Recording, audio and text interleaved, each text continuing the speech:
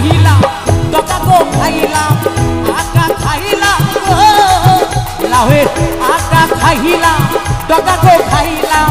লাউ দিয়া বানাইলাম ডুগডুগি আরে লাউ দিয়া বানাইলাম ডুগডুগি সাদের লাউ বড় বড় লাউ ছোট ছোট লাউ বানাইলো মোরে বইরা সাদের লাউ বানাইলো মোরে বইরা কি